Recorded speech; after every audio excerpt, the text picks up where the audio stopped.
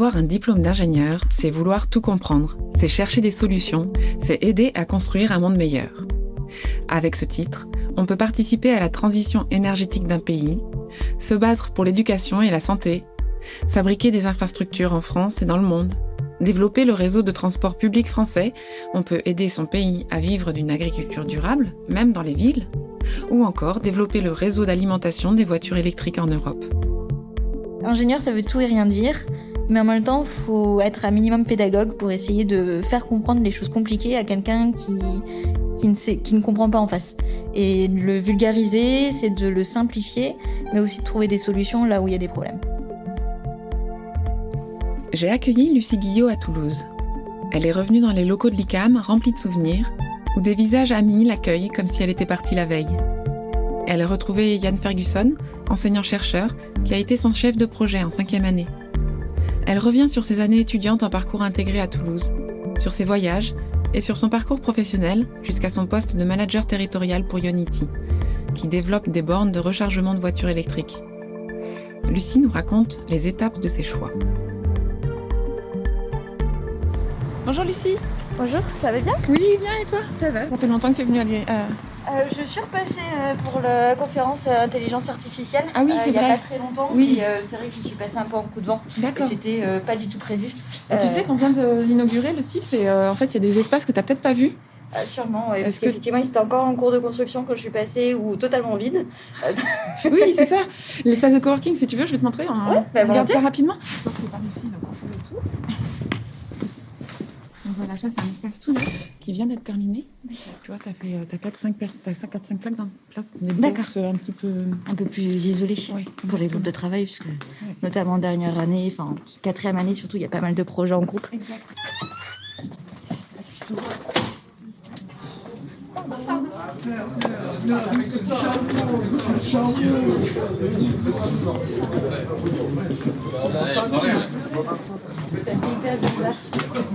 Ça a bien changé surtout. Même ce hall a bien changé. Oui, ils ont changé tout. Mais même le bar a complètement été refait. Tiens, Lucie, si tu veux, je te montre. Il y a Yann qui est là dans ce moment. Super. Ouais, qui a changé de bureau du coup, qui n'est plus le même.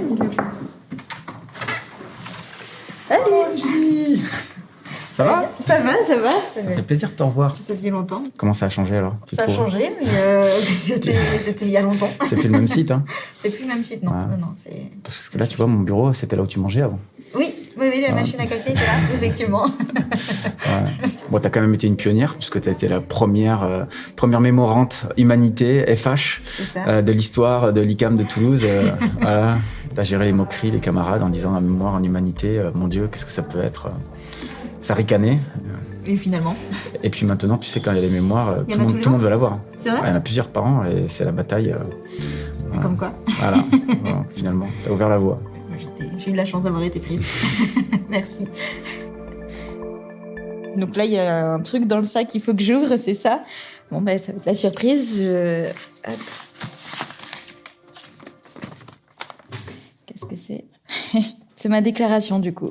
Ma déclaration qui est on va dire un travail de dernière année qui permet de clôturer les 5 ans d'études. C'est avant la remise de diplôme. Et cette déclaration, c'est ce qui nous permet de retracer quel ingénieur on est, quel ingénieur on veut devenir et quel ingénieur on souhaite être. Comment l'ICAM nous a accompagnés ou qu'est-ce qui a fait qu'on est tel qu'on est aujourd'hui.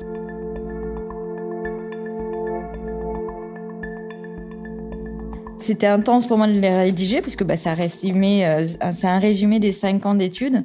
Et j'ai ce souvenir de ma mère qui me disait Lucie, j'ai envie de venir assister à ton mémoire ou à ta soutenance de stage. Je dis mais qu'est-ce que t'en as à foutre, tu vas rien comprendre. C'est clairement. Par contre, il y a un truc sur lequel on peut inviter du monde et sur lequel je rends public. C'est ma déclaration et c'est on va dire un récap de ce que j'ai été, comment je suis arrivée ici. Et cette déclaration, mais en fait, aujourd'hui, ça fait 5 ans que je suis sortie de l'ICAM. Ça faisait 5 ans que j'avais pas remis les pieds ici. Et là, ça fait un petit froid dans le dos, surtout de voir les ingés qui sont en train de bosser pour devenir ingés, surtout. C'était nous, il y a 10 ans, voilà. C'est le petit coup de vieux qui fait mal. Et en fait, ça m'arrive souvent de la relire, cette déclaration, pour me rappeler par quoi je suis passée.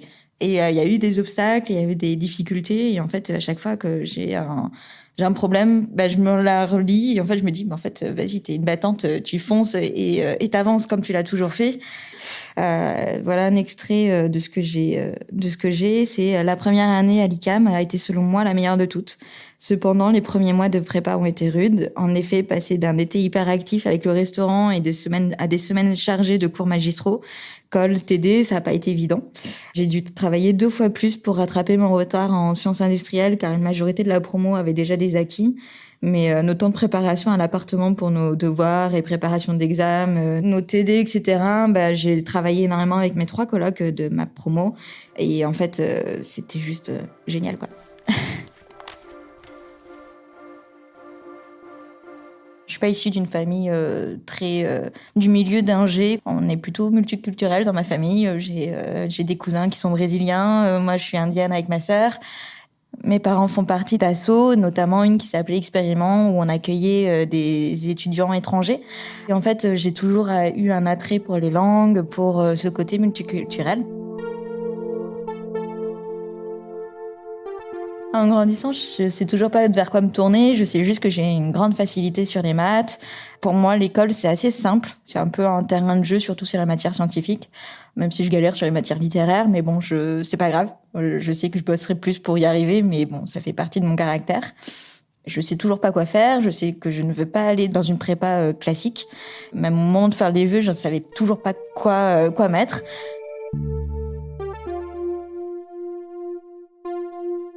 Avec le lycée, on nous avait emmené la journée pour voir un peu ce qu'il y avait. Donc du coup, je tombe par pur hasard à InfoSup avec un jeune homme qui me présente l'ICAM. Il était, lui, en 3e année et il préparait son expériment.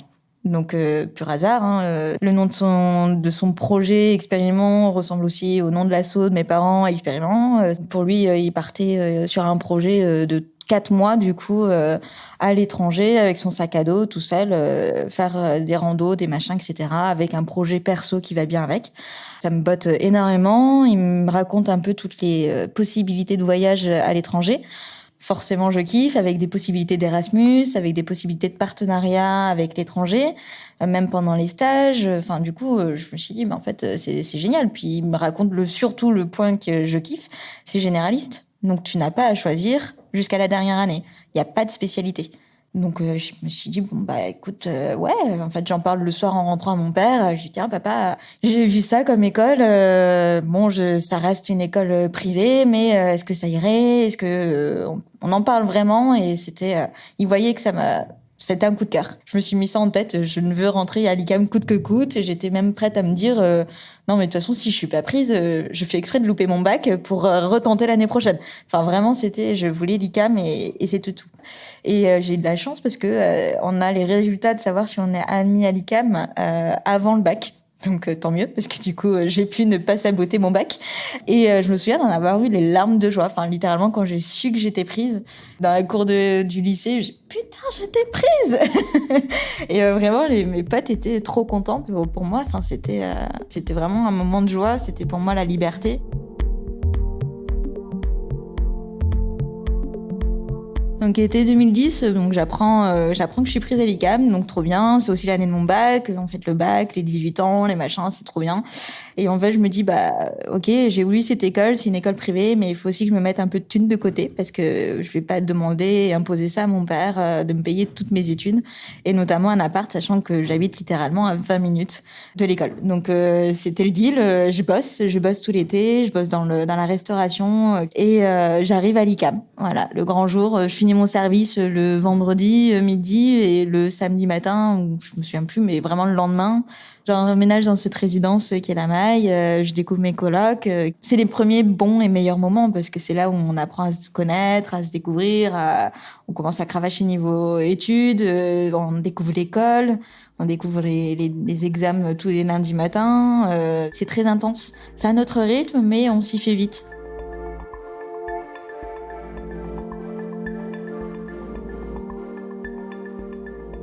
Les premiers cours, j'avais ma marraine de l'ICAM parce qu'on a le système parrain, marraine, filleule. Et donc ma marraine, je me souviens me dire ta petit gris, tu verras ta première colle avec lui, même ton premier examen, t'auras pas plus de 5. T'inquiète pas, c'est normal. Toute la promo, la moyenne de la promo de l'année dernière, c'était 4,5 sur 20, hein, bien entendu. Et là, je me suis dit bon, du coup, ça sert à rien de réviser, hein, c'est pas grave, j'ai écouté, on va voir ce que j'en vaux. Et en fait, je m'en suis sortie avec 10,5. Et en fait, je me suis dit, écoute, on va y aller, on va continuer, et on va continuer de bosser avec les colocs, etc. De fil en aiguille, ça allait mieux. Je commençais à comprendre le mécanisme, et c'est pas si sorcier que ça. Je garde toujours en tête, malgré le boulot intense de prépa, mon objectif principal de partir à l'étranger. Et là, j'ai un prof qui vient me voir et qui me propose, donc je suis en première année, il me propose de partir sur les 6 premiers mois de deuxième année, faire une collaboration avec l'Inde pour partir 6 mois et faire des cours de prépa en Inde. Et là, je me suis dit, alors attends, on me propose de partir en Inde là tout de suite, mais en fait, je suis vachement bien avec mes colocs, c'est une super famille.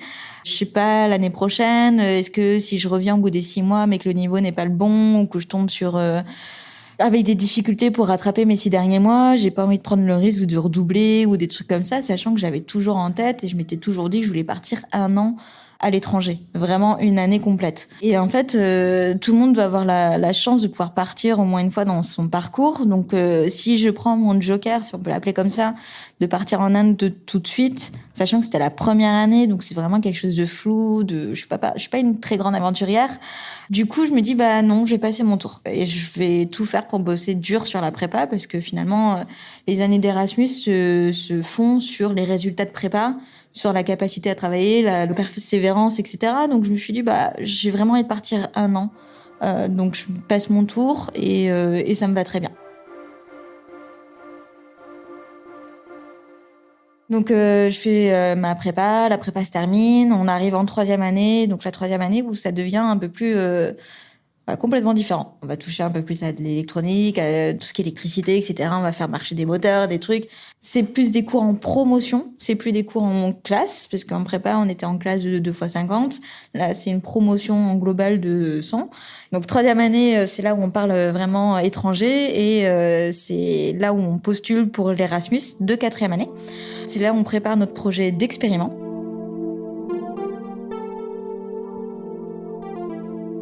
C'est cool, je viens d'apprendre que je suis prise pour l'Irlande en Erasmus pour la 4e année et pour 1 an. Donc là, c'était vraiment mon petit coup de cœur, ça va être génial. J'en ai besoin de souffler, de découvrir autre chose, mais pas très loin de la France, puisque c'est l'Irlande, ça reste pas très loin, ça reste accessible. Mais en même temps, je me dis, je dois préparer mon expériment, qu'est-ce que j'ai réellement envie de faire ? Je sais que à mon retour d'expériment, il faudra que je reparte 1 an en Irlande, ça fait beaucoup, donc l'expériment c'est 4 mois, plus 10 mois d'année scolaire en Irlande. Bon, je vais peut-être pas m'aventurer dans un milieu trop inconnu. Donc je décide de partir avec un contact issu de l'association Expérimente, donc où on avait accueilli un Américain chez nous qui s'appelait Jonathan, avec qui je me suis toujours très bien entendue. Il est venu 3-4 fois chez nous pour des sessions de 6 mois. Donc vraiment un très très bon ami. Et je me suis dit, vas-y Jonathan, je dois partir à l'étranger. Et le Texas, c'est là où il habite. Je connais pas et c'est l'occasion pour moi de venir te voir et de découvrir ta culture. Et en fait, l'expériment, on doit avoir un projet personnel pour partir. Et en fait, je me suis dit, le Texas, c'est hyper stéréotypé. Il y a un accent pourri, les gens sont racistes. Moi, je suis un peu de métisse, mine de rien. Donc, je me suis dit, vas-y, je fonce dedans. Je vais voir si c'est vraiment ça. Et si ça se passe mal, tant pis pour moi. L'été 2013, j'arrive chez Jonathan, donc dans sa famille. Sa mère ne parle pas un mot anglais, elle ne parle qu'espagnol parce qu'elle est mexicaine. Lui, il parle des deux, donc ça va, c'est plus facile pour communiquer. Je me retrouve dans un milieu différent du mien et en fait, c'est la première fois que je voyage toute seule. Donc c'est quelque chose, je pars un peu à l'aventure, même si c'est les États-Unis, même si c'est quelque chose, on peut se dire, c'est trop simple, pourquoi elle est partie là-bas ? Non, parce que j'avais mon pied à terre chez Jonathan. Et je partais avec mon sac à dos dans les États d'à côté et je découvrais autre chose en faisant du couchsurfing, en rencontrant des nouvelles personnes. Je me suis retrouvée aussi par pur hasard à faire quelques semaines avec des Native Americans à faire la danse de la pluie dans le désert de New Mexico, le truc le plus improbable du monde. Et ça reste une expérience génialissime en fait. Et c'est là où on se dit partir 4 mois seul, on grandit plus vite parce que on relativise, on prend le temps pour soi. On prend le temps de réfléchir, de repenser à ce qui a été fait, les choix futurs, qu'est-ce qu'on a envie de faire, etc. Donc ça nous permet vraiment de prendre du recul. Donc quand je reviens de l'expériment, c'était pas un été le plus simple puisque j'ai ma grand-mère qui est décédée pendant que j'étais à l'autre bout du monde du coup. C'est dur de faire le deuil de quelqu'un qui est proche à l'autre bout du monde. Mes parents décident de déménager pour retourner dans leur région d'origine. Sauf que moi, ma région d'origine, c'est Toulouse. C'est là où j'ai grandi, c'est là où j'ai tout vécu. Et mes parents donc vont à Angers. Et en fait, je sais que quand je reviens de l'expériment, donc je suis partie de ma maison d'enfance et je reviens dans une maison qui n'est plus la mienne, qui est chez mes parents finalement, dans une autre région. C'est un petit coup au moral. Et là, je me dis, de toute façon, c'est pas grave. Je pars pour 10 mois en Irlande. Je vais découvrir autre chose. Vas-y, j'avance, c'est moi qui ai décidé de partir, je pars à l'aventure, je découvre autre chose, je découvre encore une autre culture avec encore un accent terrible, parce que les Texans, c'est compréhensible, mais l'irlandais, c'est encore moins compréhensible. Et c'est quand même le côté multiculturel qui est mis en évidence par l'ICAM, côté formation humaine, parce que c'est pas commun. C'est pas commun à toutes les écoles.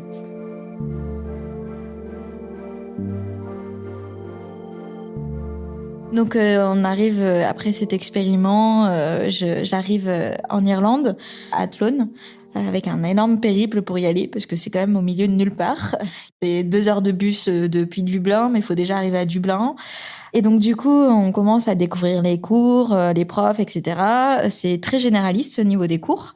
C'est très gestion de projet dans les énergies, etc. C'est chouette, intéressant, mais jusqu'au moment où on comprend qu'ils nous annoncent « Ah bah cette année, vous allez devoir écrire une thèse ». En plus d'un projet d'études sur l'étude énergétique d'un bâtiment, etc. Ça faisait pas partie du contrat sur lequel on avait signé pour venir en Irlande. L'année d'avant, ils ont pas eu à la faire et là, ils ont rajouté ça en plus. C'est l'équivalent du mémoire pour nous à l'ICAM. Mais là, c'était une thèse en plus pendant l'année d'études. Ça reste énormément de boulot, c'est de la recherche bibliographique, c'est de la recherche d'interviews, etc. Donc, c'est très intense. Je m'imaginais l'année d'Erasmus, on va souffler un peu, on va faire un peu la fête aussi. Bon, pas du tout. On voyait les copains rentrer de soirée pendant que nous, on était encore en train de bosser la thèse. Mais bon, ça fait partie de l'année charnière. On s'est battu pour que l'année d'après, ils aient pas la même chose, que ce soit plus allégé. Et effectivement, on a bien fait parce que l'année d'après, ça s'est mieux passé pour eux. J'en garde une très bonne expérience de vie parce que on s'est quand même pas mal battu, on a beaucoup bossé, mais ça reste aussi une année en Irlande où on apprend une nouvelle langue, on est complètement immergé dans une nouvelle culture et ça sert à rien de chercher à prendre un thé à 18h, non, c'est l'heure de la Guinness. Je suis encore en Erasmus en Irlande et en fait j'avais bien aimé les cours de 3e année sur la méca. En fait c'est encore beaucoup de maths mais plus déguisé derrière des outils pratiques. Je me suis dit j'ai envie de me lancer dans le master méca qui est proposé en plus par l'ICAM pour me faire un autre double diplôme en plus de celui de l'Irlande parce que l'Irlande c'était un double diplôme aussi. Donc je postule pour ce master méca et en fait on me dit non. Ça a été un peu un petit coup dur, un petit échec pour moi. Arrive le moment du choix des mémoires, donc je sais pas trop quoi faire parce qu'on vient de me refuser la méca. On m'a dit que j'avais pas forcément le niveau après avoir passé un an en Irlande, certes où j'ai pas fait de méca cette année-là réellement, mais du coup je me suis dit faut faire des vœux. Dans quel département j'ai envie d'aller, je sais pas. Et il y a un mémoire en formation humaine. La formation humaine, en fait, c'est un accompagnement avec des profs qui sont plus basés sur l'humain, le côté socio, le côté droit. Il y a de la PDD, de la pédagogie de la décision. Et en fait, vraiment, c'est quelque chose, je me dis, j'adore le social, j'adore le relationnel. Je peux pas m'en passer. Donc oui, le master méca, ça a été un échec. Mais en même temps, je me serais entérinée là-dedans, c'est pas pour moi. J'ai pas envie de me voir en tant qu'ingé dans un bureau d'études à longueur de journée. Il me faut du relationnel, il faut que je bouge. Et donc du coup, mon projet pro s'affine un peu plus. Et en fait, je me dis, ce serait génial. Mais par contre, il y a que 2 places. Et donc au moment de choisir ce fameux mémoire, il y a le mémoire formation humaine qui consiste à la création d'un outil d'aide à la décision pour les collectivités, pour essayer de réduire leurs gaz à émissions de serre. C'est un projet qui me botte, donc je me dis je vais le tenter, et puis si je l'ai pas, tant pis pour moi, je me débrouillerai avec un autre projet. Et en fait, j'ai eu de la chance, j'ai été prise et j'ai pu faire mon mémoire du coup avec Yann Ferguson, docteur en sociaux sur le campus de Toulouse, en organisant un séminaire avec des collectivités. Et j'ai vraiment adoré ce côté organisationnel, relationnel avec les collectivités, de m'intéresser sur le côté environnemental. Et en fait, je me dis, il faut que je cherche mon stage de fin d'études dans ce domaine-là, parce que c'est ce que j'ai envie de faire. Donc là arrive le moment où il faut chercher le stage. Je trouve un stage chez Vinci Énergie qui fait un peu cibler Smart City, etc. Donc Smart City, c'est tout ce qui est objet connecté pour la ville, pour essayer de fluidifier les flux, pour essayer de réduire finalement les gaz à effet de serre, parce que moins de circulation il y a, ou si c'est plus optimisé, du coup ça produira moins de gaz à effet de serre, et ainsi de suite. Donc je me dis, en fait, c'est ce qu'il me faut. Bon. Je me suis un peu plantée parce que quand je suis arrivée, on m'a vendu du rêve de Smart City. Ça en était pas vraiment. C'était plutôt travailler sur les gares de péage. Bon, c'est pas grave parce que du coup, c'était quand même très ouvert. J'ai énormément appris pendant ce stage et j'ai adoré finalement cette première expérience d'entreprise.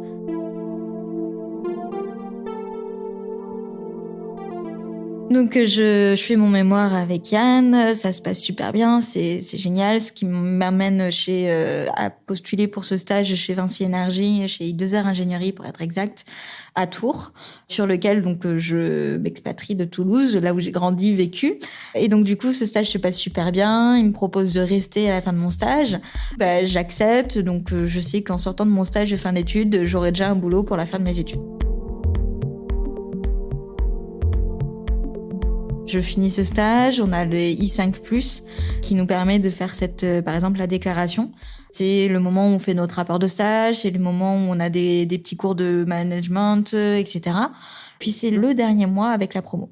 Je me rends compte que ça faisait quasiment 2 ans que j'en avais pas vu certains. Entre l'expériment, mon Erasmus, le mémoire et le stage. Et c'est aussi le moment des retrouvailles, c'est aussi le moment chaleureux pour clôturer ces 5 ans. Donc en septembre 2015, là où il y a I5+, c'est la fin de l'ICAM, c'est la fin des 5 ans, et c'est là où on tourne une page pour avoir le premier boulot. Et notamment, moi je vois mon boulot, j'ai fait mes 4 ans et demi ou 5 ans chez I2R Ingénierie finalement. Mon premier boulot sur lequel j'ai vite évolué sur tous les postes que j'ai pu faire. J'ai commencé par stagiaire et puis ensuite ils m'ont proposé, vu qu'il n'y avait pas beaucoup de boulot à ce moment-là, de faire du QSE, donc qualité, sécurité, environnement pour l'entreprise. Je l'ai fait avec un peu de recul parce que c'est pas le boulot de mes rêves, clairement. La qualité, c'est mignon un temps, mais moi j'ai besoin de partir voir les clients, etc. Donc je finis par me dégoter un petit projet, c'est de déployer des bornes Wi-Fi sur les aires de service. Qui dit déployer, c'est pas juste mettre une borne comme ça, faut les raccorder en énergie, en fibre optique.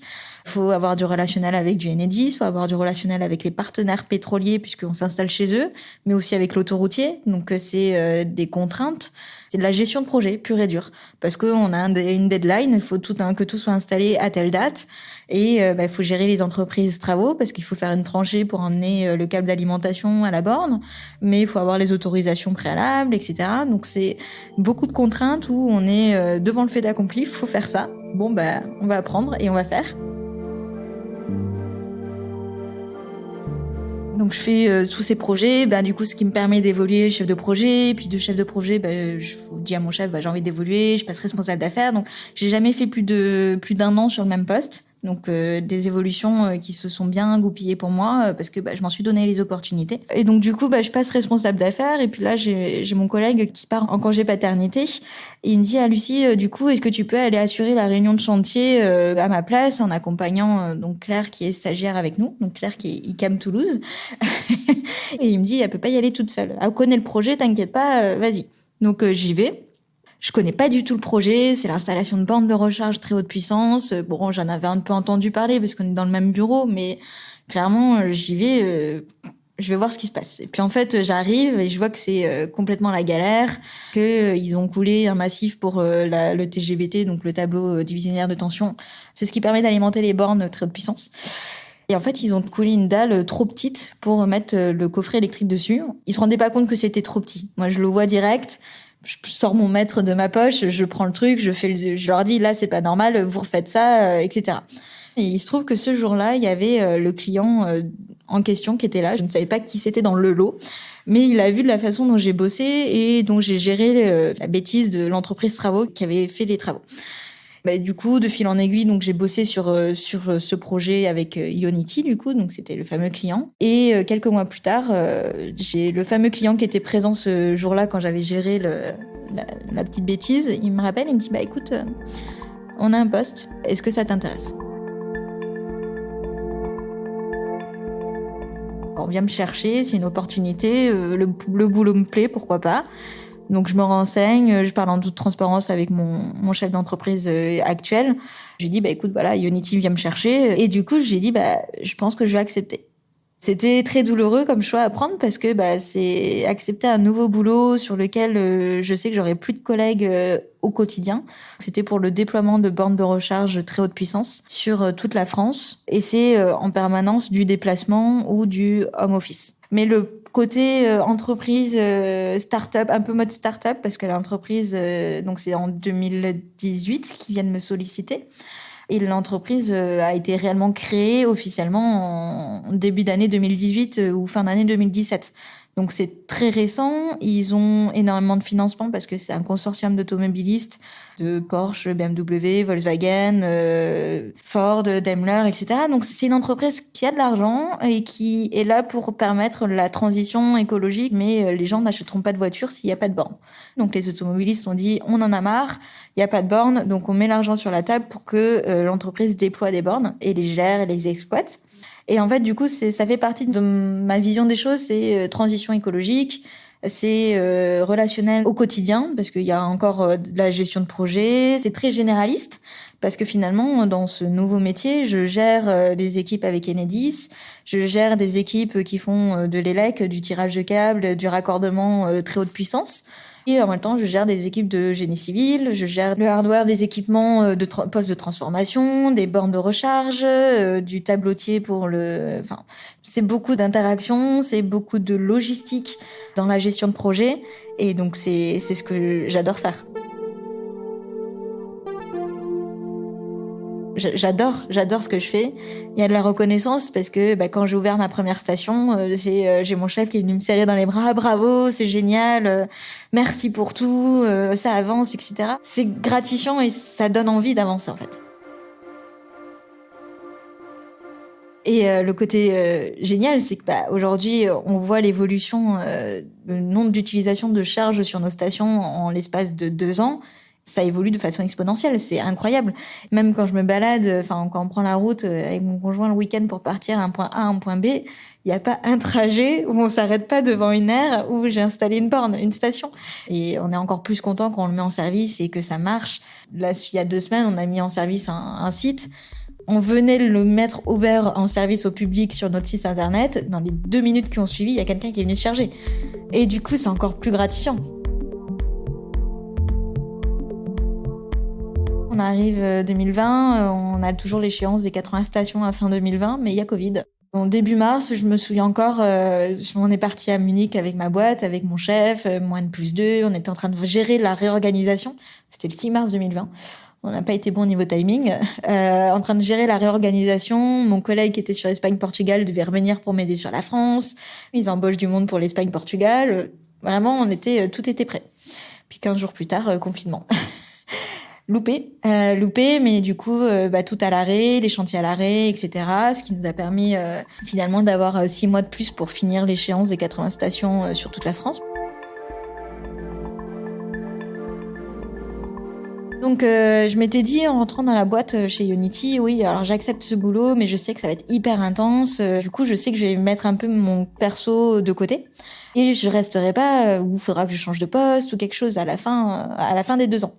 Bon, 2 ans et demi plus tard, j'ai une opportunité, je commence un peu à en parler en interne. J'adore la boîte, je suis bien où je suis, j'adore mon boulot, mais il faut que je me fasse un peu de torture en me disant, je pense aussi à ma vie perso, il faut que j'arrête un peu les déplacements. Vu que l'entreprise est neuve, pas si vieille que ça, les équipes se construisent au fur et à mesure. Il y a notamment l'équipe d'exploitation maintenance qui ouvrait un poste pour Territory Manager sur lequel me suis proposée, qui finalement gère l'exploitation des bornes que j'ai installées. Donc je récupère finalement tous les petits bébés qu'on a produits pendant 2 ans et demi et je les récupère et je fais en sorte que tout fonctionne maintenant.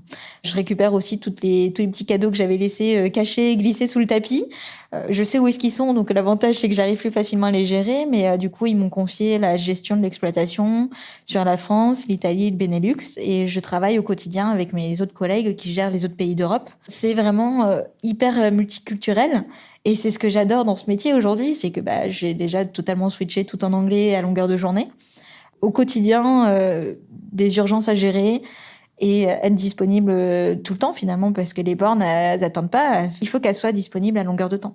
Donc finalement mon boulot c'est de faire en sorte que j'ai plus de boulot parce que si j'ai plus de boulot ça veut dire que les bornes fonctionnent bien. Et c'est le côté que j'aime bien dans ce nouveau boulot que j'apprends parce que c'est un nouveau métier. C'est du management, c'est de la gestion d'équipe sur le terrain, pas simple non plus quand on fait que du home office, qu'on les voit rarement, parce que j'ai une équipe sur l'Italie, j'en ai un qui est basé à Marseille, l'autre à Tours, l'autre aux Pays-Bas, j'en ai une autre qui est basée en Allemagne, mais c'est de l'interaction à gérer, c'est des cultures distinctes, et puis maintenant encore aujourd'hui avec le Covid, c'est pas simple à gérer, parce que on se voit pas. Mais il faut instaurer une relation de confiance et de travail au quotidien pour que tout se passe bien en fait. Aujourd'hui, quand je fais un retour sur expérience, j'avais pas vraiment d'idée sur quoi j'allais me tourner à la sortie de l'ICAM, parce que encore une fois, je voulais pas choisir sur un domaine en particulier. Aujourd'hui, j'ai quand même une évolution qui me fait que j'ai changé de poste assez rapidement, assez fréquemment. J'ai pas pris le temps de m'ennuyer et je suis contente. J'irais pas dire que je m'imaginais là où je suis il y a 5 ans, mais en fait, il faut prendre les opportunités telles qu'elles viennent et savoir les saisir surtout. L'ICAM, ça a été 5 ans très enrichissants, et même s'il y a eu des obstacles, même si il y a eu des moments pas simples, parce que il y a quand même eu des moments de bachotage, il y a des moments durs à vivre, mais en fait, ces 5 ans d'ICAM, c'est très formateur. Il y a le côté formation humaine qui accompagne et qui t'aide à grandir finalement. Je suis Camille Schneller, vous venez d'écouter le 2e épisode de la 3e saison de Parcours d'ingénieur, un podcast de l'ICAM dans lequel des ingénieurs vous racontent leur chemin de vie, de leurs études à leur vie professionnelle. J'espère que cet épisode vous a éclairé sur le parcours d'une ingénieure, de la soif de découverte à l'épanouissement par le travail. Vous pourrez retrouver tous les épisodes de cette série sur toutes les plateformes de podcast. L'ICAM forme des ingénieurs généralistes avec 3 parcours possibles, dans des campus répartis sur 4 continents. Et si vous souhaitez en savoir plus sur nos formations, je vous invite à visiter notre site web icam.fr et à nous rencontrer. À bientôt!